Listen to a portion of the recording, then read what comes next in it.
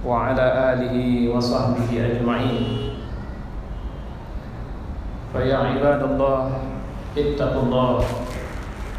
وقال الله في القرآن: أعوذ بالله السميع العليم من الشيطان الرجيم.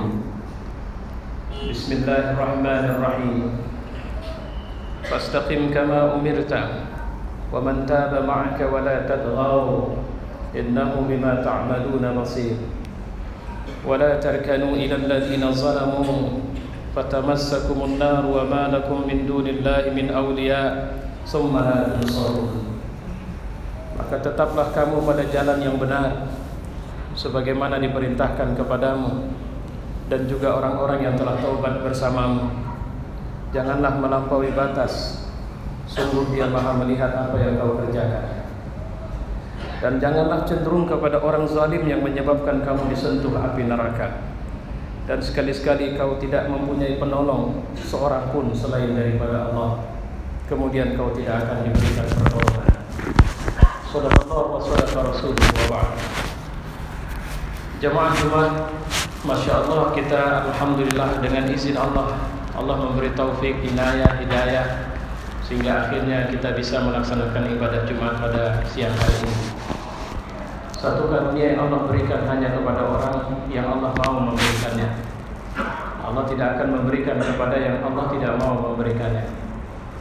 Saya mengucapkan kalimat ini adalah untuk menunjukkan bahwa persoalan kita bisa datang kemari itu bukan karena hebat dan luar biasanya kita.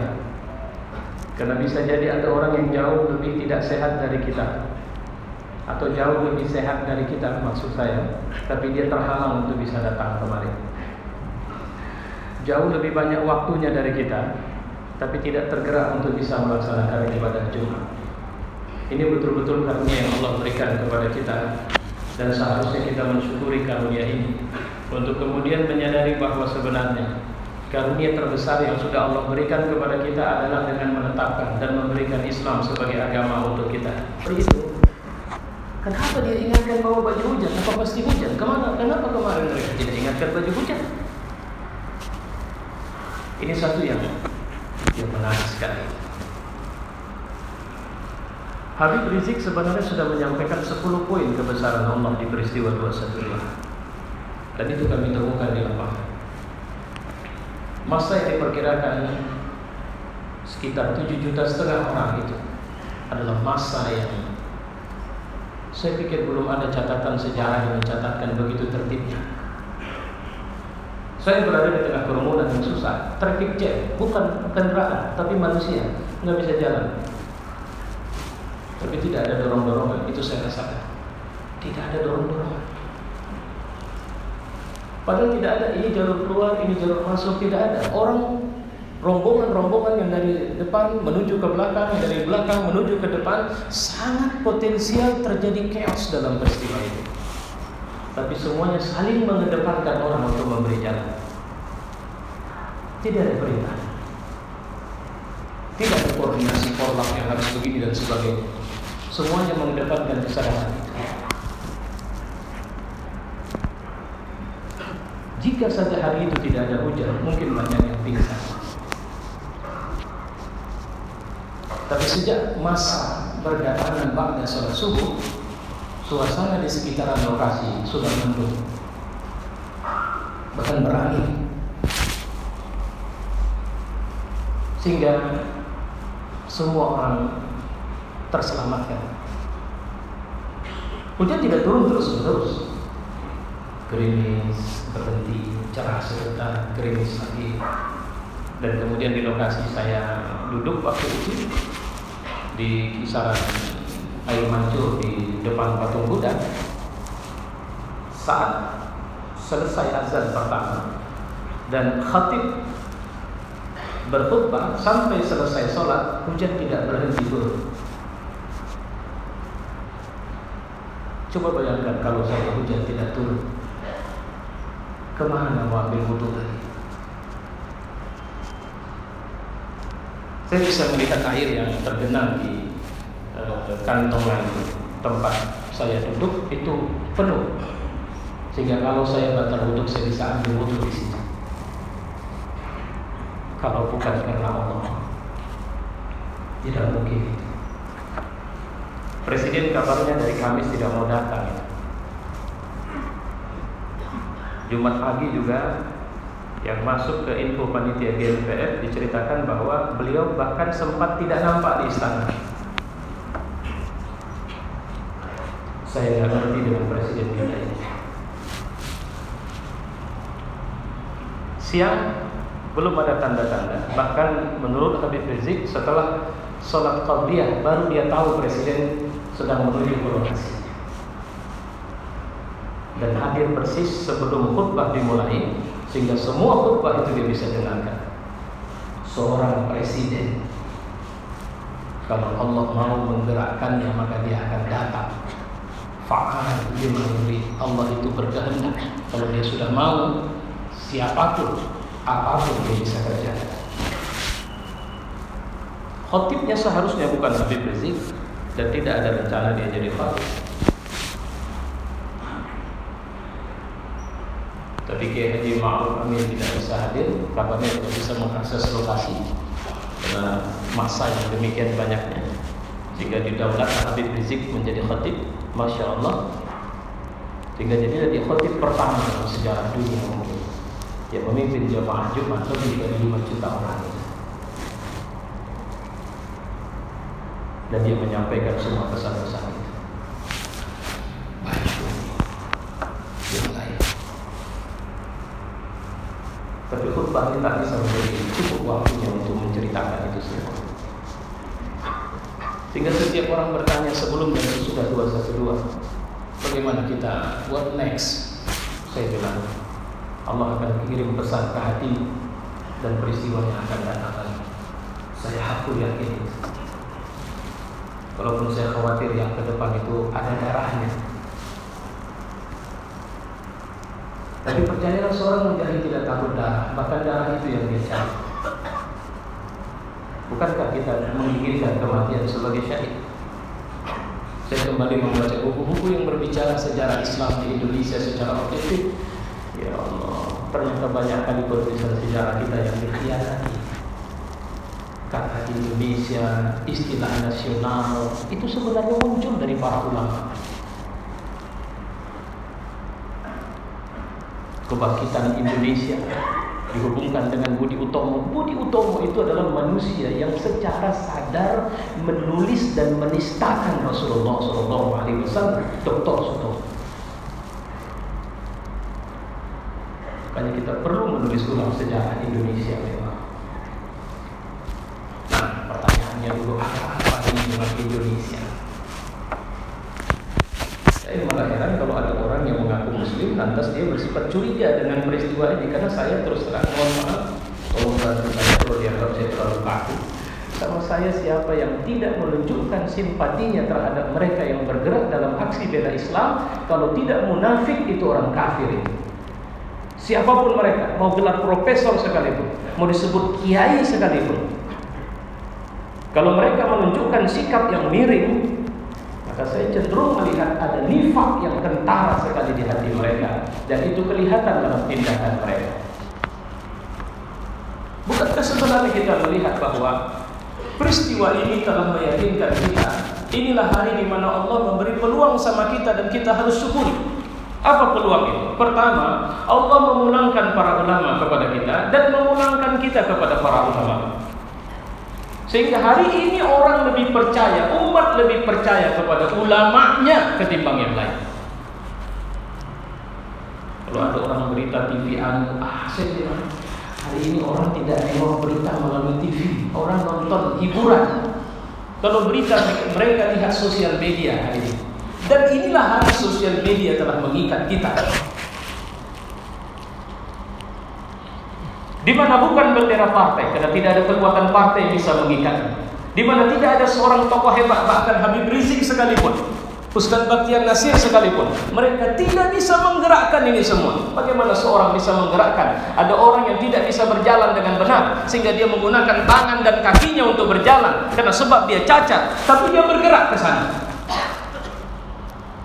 Siapa yang menggerakkan ini? Siapa yang menggerakkan anak muda cacat yang seharusnya dia tinggal di rumahnya karena bakal menyulitkan orang banyak, tapi ternyata tidak. Dia bergerak tanpa dibantu sekalipun. Tidak satu dua saya temukan orang yang berkursi roda juga bergerak ke sana. Siapa yang menggerakkan itu? Kalau kemudian ada orang yang kakinya sehat tapi kemudian dia tidak bergerak dan malah mengatakan, untuk apa kita urusin politik? Seperti kata seorang politisi PDIP, Eva apa itu namanya. Bagaimana kita bisa berdaulat kepada dia ketika dia saja pun tidak menunjukkan sikap muslimahnya dengan benar? Hari ini semua orang yang berbicara berbeda, maka orang yang paling lemah imannya akan cepat mengatakan, kenapa dia seperti itu bicaranya? Ini yang saya rasakan, ini akhir zaman itu. Kita tidak perlu belajar Quran terlalu dalam, tapi kita bisa tahu kenapa dia berbeda dengan kita. Karena hari ini saya merasakan Al-Quran itu hidup semuanya, ayatnya. Dan hari ini saya meyakini bahwa kita semua di sini pun adalah orang yang hati kita sedang berpikir keras. Percayalah, siapa yang menghadap apa yang sudah dikehendaki Allah ini, mereka akan terlindas dengan sendirinya. Bukankah 212 dengan ambas 12 memberikan perbedaan yang sangat kontras? Ada angin yang sama, tapi angin yang satu memberikan kesejukan, sementara angin yang lain memberikan penghinaan untuk mereka. Dia muncul dalam bentuk angin puting beliung, menghancurkan tenda mereka dan semua. Saya tidak mau bicara langkah mereka, karena kalau kita bicara 212, apa kurangnya kepolisian untuk menghambat datangnya jamaah dari seluruh Indonesia waktu itu? Berbagai cara. Bahkan diceritakan seorang ditugaskan untuk menurunkan helikopter persis di penyeberangan Bakahuni supaya bus-bus tidak bergerak. Orang ini menangis, tapi dia di bawah perintah. Sebenarnya upaya untuk mengkompos itu sangat dahsyat. Sampai hari Habib Rizik mengatakan ada ustaz-ustaz yang dipesankan melalui pemerintah untuk ikut serta pidato, tapi semuanya di-delete. Hari ini yang menggerakkan bukan mereka tapi kita. Alhamdulillah polisi atau kepolisian melalui Kapolri yang semula melakukan upaya yang kentara sekali untuk menggembosi acara 212, malah jadi panitia. Menyiapkan teratak, menyiapkan toilet, menyiapkan semuanya, memberi akses, menjaga, bahkan membuat pengamanan ketat agar massa tidak melampaui jalan yang sudah dibatasi untuk menuju istana. Tapi subhanallah, ternyata itu rekayasa Allah. Bahwa barikade yang mereka buat itu, semula mereka mengira untuk menjaga jangan sampai massa meluber ke wilayah jalan seberang Patung Kuda itu, ternyata menjadi batas sah. Karena kalau saja tidak, maka akan terjadi kesalahan di mana ada makmum yang lebih melewati imam.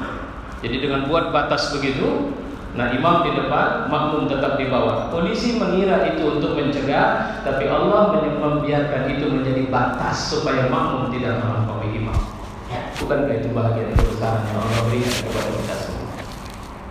Maka saya mengatakan di ujung khutbah, kalau masih ada yang duduk diam, kalau masih ada yang masih berbingung berbicara, karena terus terang saya juga menemukan adanya kelompok anak muda yang mengatakan, kenapa harus sejuk, kenapa harus damai? Bukankah ini saatnya kita tunjukkan? Kenapa cuma karena seorang Ahok sudah jutaan ke Jakarta tapi belum juga bisa menumbangkan itu orang atau memenjarakan itu orang? Kalau saya ditanya, saya malah bilang, saya lebih tinggi, lebih lama lagi dia gak usah ditahan. Bahkan nanti keputusannya dia gak usah ditahan. Supaya apa? Supaya gelombang ini bisa menjadi tsunami yang menghancurkan kebatilan itu semua. Karena para ulama kita mengatakan ini revolusi sejuk, ini revolusi damai. Dan percayalah, akan terjadi perubahan besar di negeri ini. Dan dunia Islam hari ini menatap bahwa selamat untuk kalian wahai Muslim Indonesia. Kenapa? Mereka tengah menitipkan harapan mereka dan berdoa kepada Allah bahwa dari negeri kita inilah akan muncul atau kita akan menjadi imam bagi gerakan bangkitnya Islam di tingkat dunia. Dan saya melihat isyaratnya sudah ada. Kata kuncinya cuma satu: ikhlas. Dan jangan perbanyak musuh. Dan banyak saudara yang baik. Fa'tabiru ya ulil absar.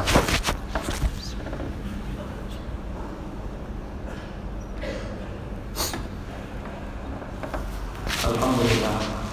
Wassalatu wassalamu ala nabiyyina wa habibina wa qudwatina Muhammad wa ala alihi wa sahbihi ajma'in. Ya ibadallah ittaqullah. Wa qala Allah fil Qur'an a'udzu billahi as-sami'il 'alim minasy syaithanir rajim. Bismillahirrahmanirrahim.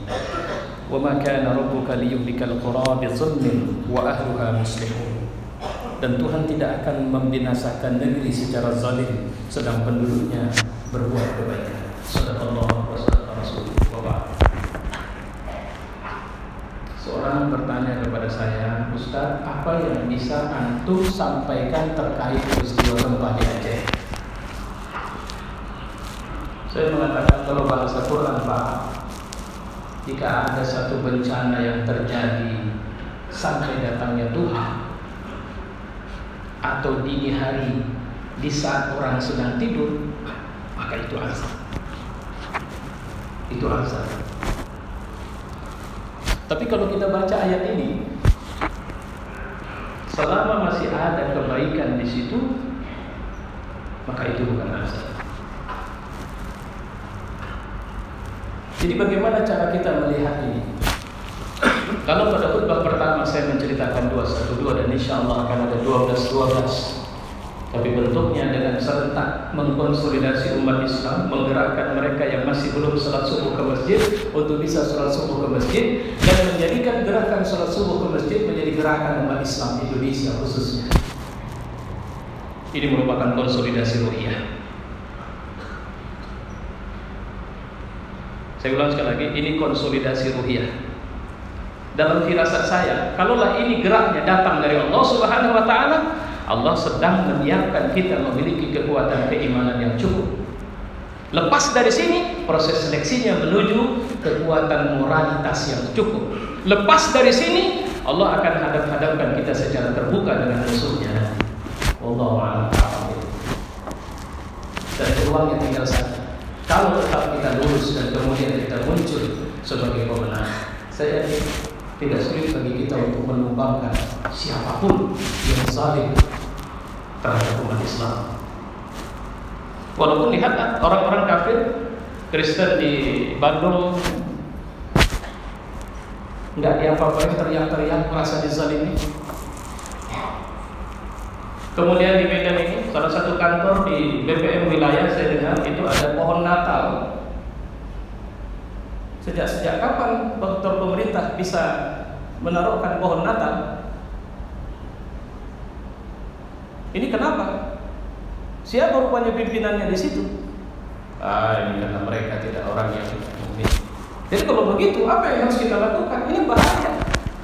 Kalau saja sekarang sudah bisa, nanti kapanpun dimanapun semua kantor-kantor setiap datang Natal akan buat pohon Natal. Nanti kalau kita Muslim buat gapura Muslim, mereka akan ribut dengan berbagai cara. Ini negeri ini sedang ada anomali, orang bakar masjid diundang ke istana makan siang. Sementara yang masjidnya dibakar tidak dipeduliin sama sekali, dibiarkan umat mengurusinya. Maka sebenarnya apa peristiwa di balik bencana Aceh? Allah ingin pancing rasa peduli kita. Alhamdulillah Ustaz Batiar Nasir hari ini di tempat yang kita sedang ada memberi khutbah di Aceh. Dari kemarin beliau sudah berangkat ke sana dan mengirimkan bantuan atas nama GNPF MUI pusat, dan GNPF Sumatera Utara juga sudah berangkat ke sana. Dan insya Allah saya melihat bagaimana mengalirnya dana yang begitu besar untuk membantu saudara kita yang kena bencana itu. Subhanallah. Mudah-mudahan ini isyarat baik dari Allah untuk kita semua. Mudah-mudahan Allah memang tengah mempersiapkan kita sebagai generasi baru di Republik ini, generasi yang tentu saja akan memimpin negeri ini dengan kebaikan, sehingga apa yang menjadi cita-cita kita semua, baldatun thayyibatun wa rabbun ghafur, itu benar-benar muncul. Saya membayangkan kita punya presiden yang taat kepada Allah, kita punya presiden yang bertakwa, kita punya wali kota yang bertakwa, kita punya gubernur yang bertakwa. Karena awas 2018 kita juga akan melakukan event pemilihan gubernur. Dan ingat, pemilihan gubernur yang kemarin selisih antara yang pertama dengan yang kedua itu tidak terlalu jauh. Hari ini Allah sudah bangunkan kita. Setelah bangun, apa yang harus kita lakukan? Wa ma qala fil Qur'an inna Allaha wa malaikatahu yusholluna 'alan nabiy ya ayyuhalladzina آمنوا صلوا عليه وسلموا تسليما اللهم صل وسلم على محمد وعلى آل محمد كما صليت على إبراهيم وعلى آل إبراهيم وبارك على محمد وعلى آل محمد كما باركت على إبراهيم وعلى آل إبراهيم في العالمين إنك حميد مجيد اللهم اغفر للمؤمنين والمؤمنات والمسلمين والمسلمات ربنا لا تزغ قلوبنا بعد إذ هديتنا وهب لنا من لدنك رحمة إنك أنت الوهاب ربنا آتنا في الدنيا حسنة وفي الآخرة حسنة وقنا عذاب النار عباد الله إن الله يأمر بالعدل والإحسان وإيتاء ذي القربى وينهى عن الفحشاء والمنكر والبغي يعظكم لعلكم تذكرون فاذكروا الله العظيم يذكركم واشكروه على نعمه يزدكم ولذكر الله أكبر